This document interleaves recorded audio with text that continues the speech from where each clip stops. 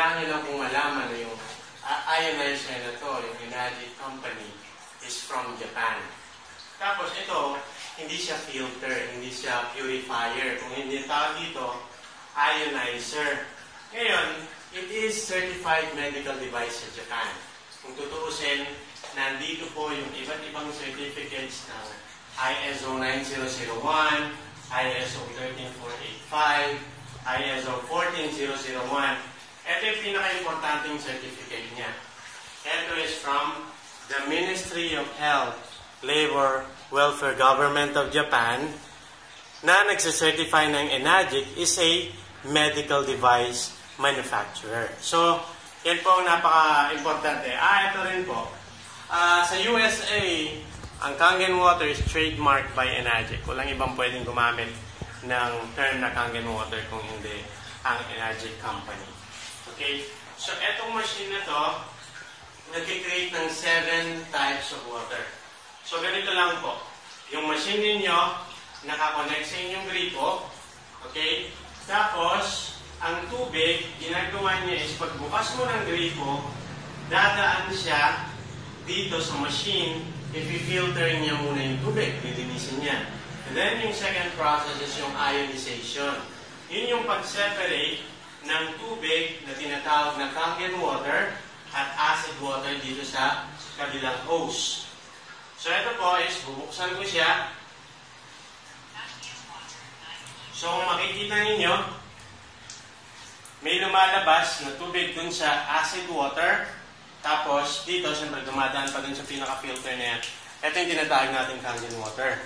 Okay? So, yung Kangen water po, patayin ko muna. So, acid water dito, ito Kangen water. Yung Kangen water, meron siyang 3 types of pH. Ito yung tinatawag na 8.5, 9.0. Then wala po kayong ibang gagawin kung hindi pipindutin nyo lang itong button na Kangen para mag-change siya ng pH. Then meron po tayong clean water. Yung clean water po, ito yung ginagamit natin sa paggawa ng dede or gatas ng mga bata. Tapos ginagamit din natin for medication kapag meron kayong mga maintenance. Tapos nandito naman po, yung beauty water po is good as astringent or toner. Tapos dito po yung ating strong acid water. Ito yung isang very powerful type of water na meron ng ating machine na nakakagaling ng eczema, dermatitis, lahat po ng skin problems na meron. Even yung mga may gangrene na mga sugat na hindi gumagaling, naayos po yan. At isa pong napaka-importante is ito, si Dr. Shinya. Si Dr. Shinya po, hindi nyo man siya kilala pero siguradong alam ninyo kung ano yung kanyang invento. Ito yung colonoscopy or endoscopy. Yung pong inilalagay na camera dun sa inyong katawan para makita sa bituka yung state ng inyong intestine, kung meron mang polyps, kung meron mang colon concern. Siya pong nag-invento. At siya pong aming medical advisor dito sa Enagic, no? So imagine ninyo, the Michael Jordan of doctors is our medical advisor dito. Wala po siyang mga pasyente na pinapagaling o inaalagaan na hindi nagko-commit na uminom ng Kangen water kasi isa ito sa napaka-importanting requirements niya for detoxification, paglilinis ng katawan. So, dito po, pupunta ako sa kabila rito. Pag pinag-uusapan po dito is yung water, di ba? So, bago ko po ipakita sa inyo yung 3 properties of the water, ito yung nakakalimutan natin, kaya tayo nagkakasakit. Alam niyo po, 75% ng katawan natin tubig. Lahat tayo naniniwala na 75% ng katawan natin tubig. Pero ang problema is, naaalagaan ba natin kung 75% na to? Naibibigay ba natin yung sapat na tubig sa ating katawan para mabuhay yung mga organs natin? Hindi po. Nangyayari po is, ito, wala na po tayong ibang inilagay sa ating katawan kung hindi yung mga iba't ibang drinks katulad dito. Nakatulad niyan. Okay? So, pati po ito. So, kung yan lahat ang ilalagay mo sa iyong katawan, parang ang isang aquarium na may mga isda nilagyan mo ng iba't ibang klase ng drinks na to, sa palagay nyo, hindi ko lalagyan ng tubig yung aquarium at eto lahat ang ilalagay kong drinks. Or tubig sa aquarium, hindi kaya mamamatay yung isda? Kasi kung ang sagot ninyo is mamamatay, ganun din yung mga cells natin sa katawan na nabubuhay sila sa tubig at malinis na tubig. Hindi sa mga liquids na nandito. Ganito lang po kasimple yan. Eto po, papakita ko sa inyo na ang percentage ng ating dugo is 90. Okay? 90% ng ating dugo is tubig. Ngayon, kung tubig po yung ating dugo, sa ginawa natin araw-araw, wala tayong ginawa kung hindi uminom ng mga maraming asukal, maraming alcohol, at maraming chemicals na drinks, maghahanap yung katawan natin na gagawin yung dugo. Wala po siyang mahanap kasi hindi ka uminom ng tubig. Saan po siya gagawa, kukuha ng gagawin yung dugo? Dito po sa lahat ng inilagay natin. So yung sakit natin, minsan lagi natin sinasabi, dahil nagmana tayo sa ating mga parents, dahil ito talaga yung sakit natin sa pamilya. No, hindi po. Kung tutusin, it's our lifestyle. Kailangan lang natin intindihin na ang katawan natin tubig, 75%. Pero with details, 90% ng blood natin tubig. 75% ng muscles natin, tubig, at 82% ng kidney natin, tubig. So, nabubuhay karamihan ng mga organs natin, halos lahat, of course, pati yung brain, tignan ninyo, 80% water. Ngayon, sumasakit yung ulo natin dahil nagkukulang sa tubig. Wala tayong ibang isinagot kung hindi, gamot. Ganon din yung ating katawan, yung mga muscles natin, nagsasakitan. Wala tayong ginawa kung hindi maglagay ng painkiller. Pero hindi.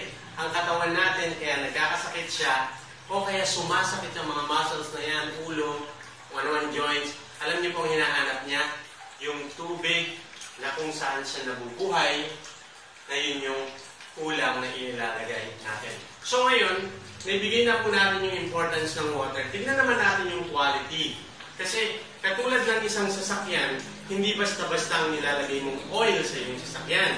Gusto mo yung the best quality of oil. Ganun din sa gasolina. Hindi pwedeng, kung nakakita na kayo ng gasolina na tinatakal-takal sa street, pero hindi nyo lalagyan yung inyong sasakyan, lalo na kung bago ng ganung gasolina. Bakit? Gusto nyo yung quality of gasoline para umaba ang buhay ng inyong sasakyan. Ganun din po yung katawan natin. Hindi pwedeng basta-basta ang tubig na lang ang ilalagay natin sa ating katawan. So ito po, dito papasok yung klase ng tubig na meron sa mga binibili natin araw-araw. So sige po, ganito yan.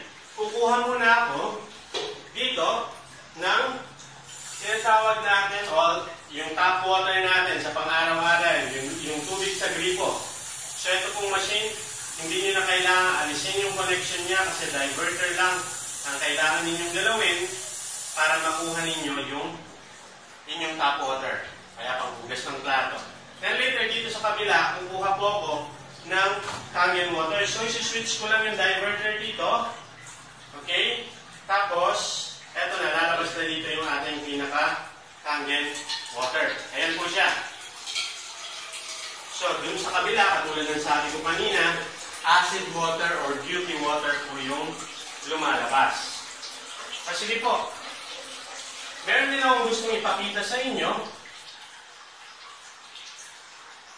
na kaya tinatawag siyang living water is kasi po, punong-puno siya ng tinatawag na active hydrogen. Yung active hydrogen po na yan po yung nakikita natin sa mga bukal, sa mga bundok, tubig na bundok, na meron siyang maliliit na mga particles. So, yan po yung makikita mo na fresh yung Kangen water. So, ilalagay ko po yung mga iba't ibang klase ng tubig. Okay, hindi na ako babanggit ng brand. Iba't ibang klase ng tubig, katulad nito is distilled water.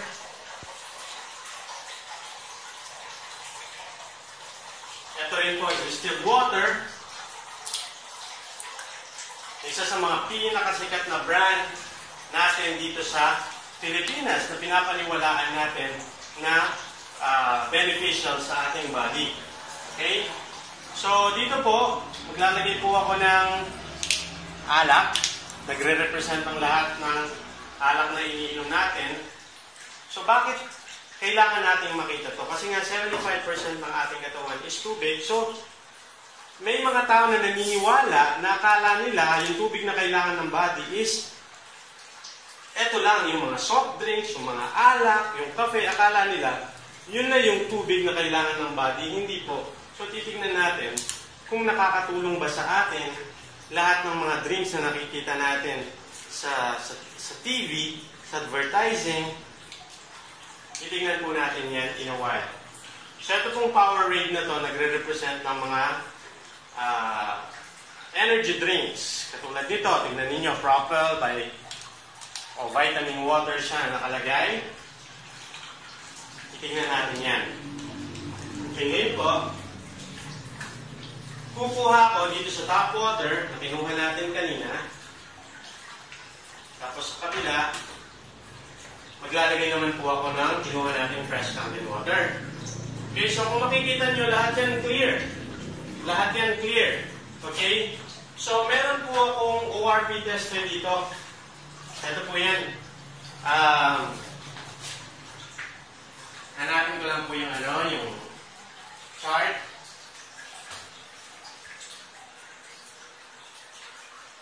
Okay. Ito po, meron pong tinatawag na ORP chart. ORP stands for Oxidation Reduction Potential Meter o Potential Chart, no? So ito po, kung makikita ninyo, zero number nasa center siya. Sa bandang kanan, may makikita kayong mga positive number. As you can see, red siya dahil lahat po ng positive number is harmful sa body natin. Nakaka-deteriorate yan. Millivolts ang pagbasa, no? So, the higher the number, the more yung property na meron siya na mag-oxidize o magpatanda o sumira sa ating katawan. Ngayon, naghahanap po tayo ng mas kokonting number dito sa meter na to. Okay? So, yan, positive number yan. Ito, yung environment natin, nakakakuha tayo ng ganitong positive number. Naghahanap kayo ng lesser number. Pero kapag dito sa meter na to, nakakita kayo ng negative sign, ibig sabihin, it is very beneficial sa body kasi antioxidant siya. Katulad ng green tea, kaya mahilig yung iba sa green tea dahil sabi nila antioxidant, it's negative 100. Yung vitamin C, tignan nyo po, negative 50. Titignan natin sa fresh Kangen water na kinuha natin, kung totoo nga na umaabot siya ng negative 300 to negative 400 na ORP. Okay? So, eto po, ididip ko lang po itong ORP tester natin. Unahin po natin yung mga tubig natin, okay? Let's say itong distilled water na to. Titignan natin kung ilan siya. As you can see, it is positive, 280, 290, 300, nandun na po, pumapanik pa yan. At titignan natin ito. Di ba sabi nila malinis ang bottled water? Bakit parang marami siyang properties to oxidize our body? Kasi po yung plastic na pinaglalagyan yan, nako-contaminate. Even kapag nasa storage yan, umiinit din naman yung plastic na yun, nagli-leach. Ganun yung chemicals na meron siya. Kaya very harmful yan sa ating body. Kaya tingnan natin itong tap water. As you can see, ito pong tap water na to, bakit naman napakataas? Umabot siya ng almost 600. Ayan, pumapanik na siya ng 600. Wala pong nakakaalam sa atin kung gaano kakapal ang kalawang na meron sa mga tubos natin o sa mga pipes natin, di ba? Hindi rin natin alam kung nasan yung area na butas, yung mga tubong yon. Kahit yung bahay ninyo bago, kung yung pinanggagalingan naman na pipes is mga luma, eto po yung hindi natin nakikita. Na itong meter lang na to ang nakaka-detect. Tignan naman po natin yung ating mga favorite drinks. Katulad ng soft drinks. Bakit napakataas? Siyempre po, nakakasira yan sa katawan. Marami ang acid, marami ang asukal na merong nandyan sa loob niyan para sumira sa ating katawan. Tignan naman natin itong energy drinks. Wow! 600 plus. Katulad din ng soft drinks. Tignan po natin itong vitamin water. Supposed to be vitamin ang nakalagay dyan. Dapat beneficial yan, pero nakikita ninyo almost 600 pa rin siya. Titignan naman po natin itong ating alcohol na nagre-represent ng lahat ng alak na iniinom natin. Wow! Bakit po lesser siya? Kasi it's alcohol. Di ba yung ginagamit natin sa mga sugat is alcohol? So pinapatay niya yung oxidant. Kaya nagiging lesser siya. So sabi natin, lahat ng positive number oxidizes our body. So naghahanap po tayo ng lesser number or negative number. Tingnan nga po natin kung ilan meron ang ating Kangen water na kinuha natin sa ating machine. Ilan po ang nakikita ninyo? Meron akong nakikita dito na negative 400 plus. So, imagine ninyo lahat na ito is oxidizing sa body natin, nakakasira, nakaka-deteriorate. Iisa lang po ang nakita ninyo na negative charge. O ito, sa ating Kangen water, it's negative 400 plus, no? Ngayon, meron pong secret para makuha ninyo yung mas mataas na antioxidant. Kapag yung machine ninyo, binuksan ninyo, at lalo nyo pang pinabagal yung pag-flow ng tubig, katulad nito, so nasa sa inyo na po kung gusto nyo ng mas mataas na antioxidant kasi yun yung kailangan ninyo para ma-slow down yung aging process ng ating katawan. Tingnan nga natin itong mabagal na to. Kung nakikita ninyo, meron kay negative 650 millivolts. Hindi po biro-biro ang negative 650 millivolts. Bakit? As you can see, yung vitamin C is merong negative 50. Negative 50 and negative 650. Ilan pong equivalent nun ng orange juice na iniinom natin? 13 glasses of fresh orange juice ang equivalent itong negative 600, 3650 na meron ako in antioxidant. Ngayon, ganito po kasimple ang ginagawa ng ating Kangen water. Kukuha po ako ito, ang isang baso. Ilalagay ko po yung pwedeng iniinom ng mga anak natin. Inilalagay nila sa kanilang katawan. Kinakain natin araw-araw. Hindi nyo naman sila pwedeng pagbawalan. Wala sila sa bahay. So lahat ng kinakain natin, iniinom natin, lahat po yan, mga tinatawag na oxidant-free radicals na nakakasira sa ating katawan. Kung titignan nyo po dito, ayan po.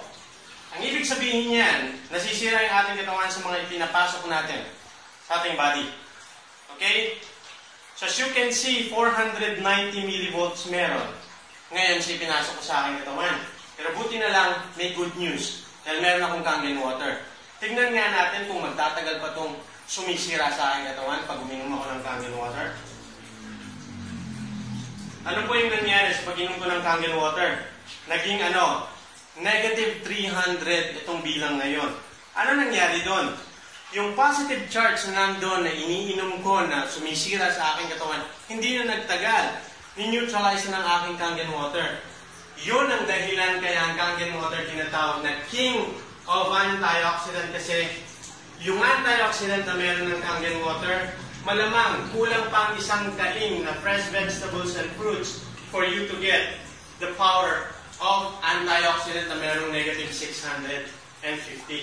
Okay? So that's the most, maybe I can say, the most important property ng Kangen water. But there are three. Ang second po is yung high pH ng Kangen water. So, eto po, meron akong chart dito, pH chart. Ipapakita ko po sa inyo kung gaano kataas yung pH ng ating Kangen water. Bakit pag-uusapan po natin ng pH? pH stands for potential hydrogen. So yung potential hydrogen, makikita mo yan, 7 is neutral. Tapos po lahat ng below 7 is acid, kung saan ang sakit nabubuhay. Dito naman po, 7 up is alkaline. So ganito lang kasimple ang formula. Kapag acidic ang katawan mo, mabubuhay ang sakit. Kapag inalkalize mo ang katawan mo, hindi pwedeng mabuhay ang sakit. Dahil puno ka ng minerals, puno ka ng oxygen. Ganon din po yung mga aquarium. Kapag naging acidic o madumi na yung tubig sa aquarium, namamatay na po yung mga isda o nanghihina sila. Okay? So, kapag pinalitan mo naman yung tubig ng aquarium, meron na namang oxygen yan, malinis na naman, lalakas na naman yung mga isda. Ganon yung mga cells natin. So, titingnan po natin dito sa ating mga tubig with the help of a pH tester. As you can see, pH tester po. Ginagamit po ito sa mga aquarium, sa swimming pool, para malaman kung acidic yung aquarium. Hindi pwedeng maging acidic yung tubig ng aquarium kasi mamamatay yung mga isda. So, kapag inilagay ko po yan dyan, kapag naging kulay siya na ganito, ibig sabihin acidic, hindi maganda sa ating katawan. Naghahanap kayo ng higher na pH. Tingnan po natin isa-isa. Magmula dito.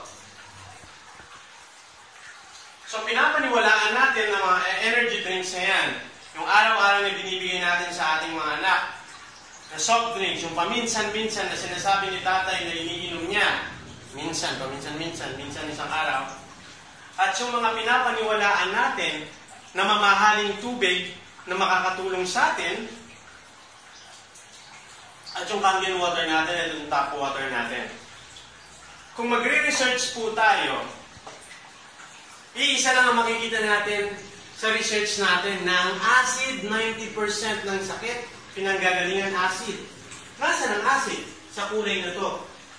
So kayo na po ang tumingin dyan na lahat ng nakikita ninyong colors dito is more or less nasa pagitan ng 2.5, 3.5, 4.0, 5.0. So, ganun na lang na ang katawan natin ngayon ang hihina lagi. Dahil hindi alam ng karamihan, lalo na ng mga Pinoy, na ang araw-araw nilang iniinom is acidic drinks. Okay? So ngayon, anong advantage meron kapag meron kang Kangen water? Eto lang po. Sabi ni Dr. Otto Warburg, Nobel Prize winner in 1931, na ang cancer daw nabubuhay sa acidic na katawan. Pero hindi siya pwedeng mabuhay sa alkaline na katawan. So tandaan niyo po, kapag acidic ang katawan niyo, magkakasakit kayo, hanggang sa pwede kayong magka-cancer. Pero, pwede mo daw siyang i-save. Paano i-alkalize mo yung body mo? Paano pag-alkalize ng body? Kumain ka ng fresh vegetables and fruits.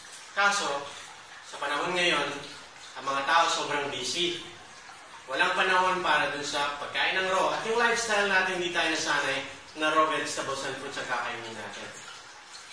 Yung invento ng mga Japanese na mga ionizers na ginagawa nila, ito ang effect kapag ininom mo. So acid po ito, kaya may arthritis kayo, may back pains kayo, may joint pains kayo, may acid reflux kayo, may gout kayo, may migraine kayo, may dysmenorrhea kayo, may cyst, tumor, cancer, because your body is acidic, inom ka ng Kangen water, ayan ang mangyayari sa katawan mo. Ano ginawa niya?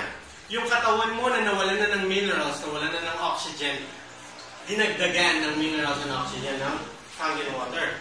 So, ganun din po.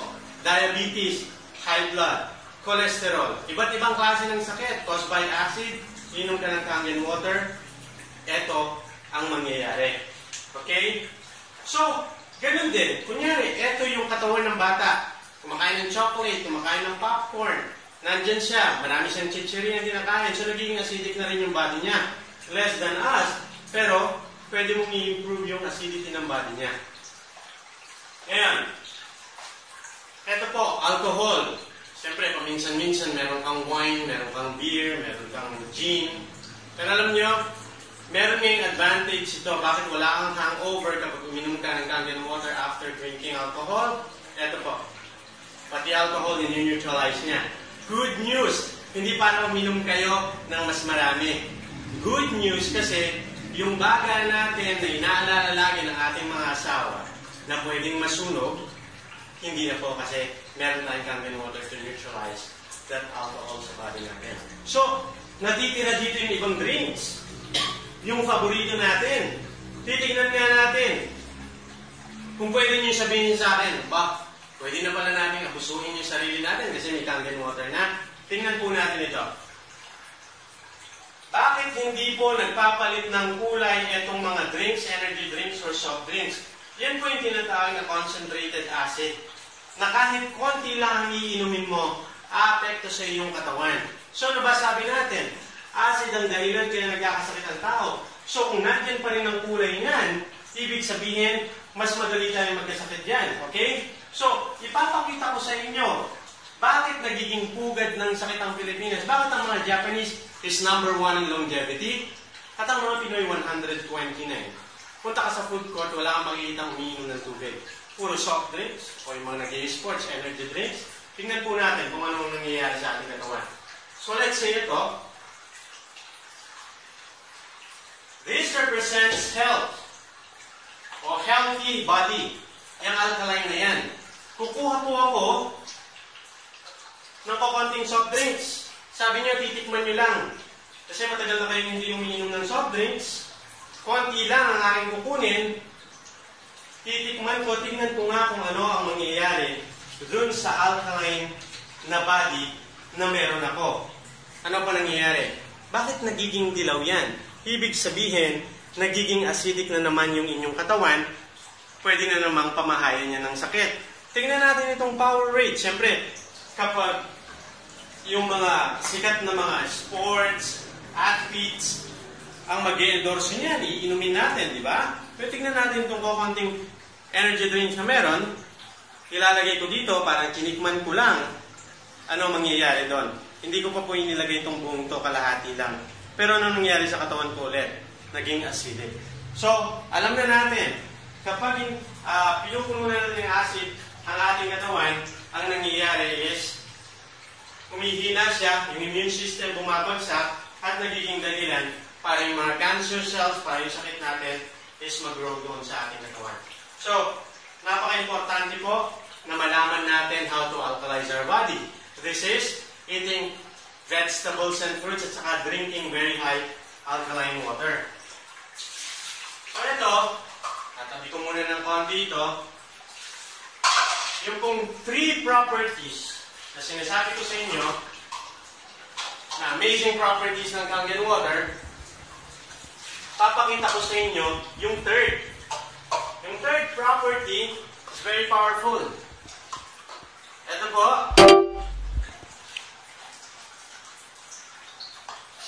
Titignan natin kung paano, ano ba talaga ang pinakatrabaho ng ating tubig. Okay? Ang trabaho ng ating tubig is mag-transport ng nutrients sa ating katawan. Mga proteins, no? Pero, hindi pala lahat ng tubig pare-pareho. Dapat pala yung tubig mo, maliit yung molecules niya, ibig sabihin manipis, para mag-penetrate sa iyong katawan. So, etong mga green tea na ito nagre-represent ng lungs ninyo na punong-puno ng nicotine, let's say. O yung liver ninyo na punong-puno ng mga toxins na nafi-filter sa ating katawan. O yung kidney na punong-puno ng gamot na tinake ng ating mga parents for the last 10 years or 15 years. So, puno ng toxins ang ating body. So, titingnan natin, kala natin importante ng tubig, pero meron pa palang tinatawag ng molecules. So, yung molecules na mas maliit, ito yung magpe-penetrate sa katawan ng tao. Kung ito, meron akong pagitan dito ng mga cells na katawan ko. Kung meron akong ganito kalaking molecules, hindi yan papasok dito. Pero kung maliliit yung molecules ng aking tubig, papasok dito. Pero paano kung may papakita sa inyo, visual, yung tinatawag ng molecules. So let's say, ito yung pinapaniwalaan natin na tubig na pwedeng tumulong sa atin. Hindi siya naka-create ng green tea. So ibig sabihin makapal yung molecules niya. Pero sa kabila, kukuha ko ng Kangen water. Ayan. Okay? So yung ating Kangen water, kukunin ko silang dalawa. Ano nangyayari? So, ito sa kabila, sa Kangen water, gumagawa siya ng green tea. Pero dito, bakit hindi siya makagawa ng green tea? Dahil makapal yung kanyang molecule. So, ilalagay ko po siya dito sa kabila. Ang gagawin natin, papalitan lang natin yung tubig. So, ito po, Lalagay ko rito. Nakikita ninyo, dilaw ulit siya. Ililipat ko siya dito sa kabila. Lalagyan ko siya. Ganun din. Ngayon, lilipat ko siya dito sa kabila. Gagamit ako ng ibang brand ng water. Ayan po. Bakit hindi siya makagawa ng green tea? Pare-pareho namang malamig yan. Inaasahan natin na kapag mainit lang yung tubig, saka siya nakakagawa ng green tea. Pero bakit ang Kangen water, malamig siya, nakakagawa siya ng Kangen water o yung green tea? Kasi manipis po yung molecules niya. So kukunin ko po ito, Kangen water. Tingnan ninyo kung gaano ka-powerful sa isang green tea. Ang dami ko nang nagawa na green tea. Pero pinag-uusapan natin dito is kung paano magpe-penetrate sa skin, sa muscles, sa kidney, sa heart, sa veins, sa arteries, na kung nasaan yung cholesterol, yung mga fats na nandoon, kung saan itutulak niya, magpe-penetrate siya doon sa ating tubig. Okay, so ngayon, napaka-importante din po nito na kapag umiinom tayo ng mga supplements, hindi pala ganun kadali na iinom ka ng supplements kahit anong tubig pwede mong gamitin. Hindi po. Okay, kukuha pa ako ng Kangen water dito. Kukuha po ako dito ng konting siguro kataas ng mga green tea na to na nagre-represent ng ating mga supplements na tinitake. So, binibili natin yung mga supplements natin na mamahalin. Akala natin basta uminom tayo ng supplements with any type of water, okay na yon. So, katulad dito. So, yung konting green tea na yun na nilagay ko, nagre-represent ng supplements mo, ginamitan mo na yung tubig na to, pinapaniwalaan mo na yung iyong supplements is na-absorb ng body mo. Yun yung paniniwala mo. Paniniwala natin. Pero dito po, gagamitin ko ng Kangen water. Nakikita nyo, bakit matingkad ang kulay niya? Even sa mga supplements natin na mamahalin, na ma-maximize, na e-enhance yung mga supplements na ginagamit natin araw-araw. Okay? So, walang nasasayang sa mga supplements natin. So, yun po, yung mga properties ng Kangen water. Bakit kakaiba ang Kangen water? Dahil yun po sa amazing properties. Meron antioxidant, very high alkaline, and microcluster. So yung mapapansin ninyo, pag inom nyo ng Kangen water, bakit kahit 2 basong straight, makakaya nyo? Bakit hindi kayo nabubulunan? Kasi napakalit ng molecules na ibig sabihin, kahit sa ang parte ng ating katawan, magpe-penetrate siya. So kung may inahalagaan kayo dito, ng mga thyroid man yan, sa puso ninyo, meron yung mga clots, papasukin po niya yan, itutulak niya. Ano ang aking recommendation? O ano suggestion natin? We need to drink 3 liters of water. Or, no, not water. 3 liters of Kangen water per day para makita po ninyo yung miracles na meron ng Kangen water. Bakit kailangan 3 liters per day? Kasi kailangan mong i-flush out lahat ng toxins sa iyong body. And, very important thing to know is, alam niyo po ba na we lose minimum of 2.5 to 3 liters of water per day. So, kailangan nating replenish yun. Kailangan nating punuin yun. Yung mga lumalabas sa atin, kailangan nating ibalik para hindi tayo magkaroon ng problema na dehydration. So, these are the 3 properties ng Kangen water. Ito po yung inyong tubig na pwedeng umpisahan na inumin, na itry para makita ninyo yung milagro na nagagawa ng Kangen water. Maraming salamat po. This is Mark Cristal reporting from Kangen Oasis.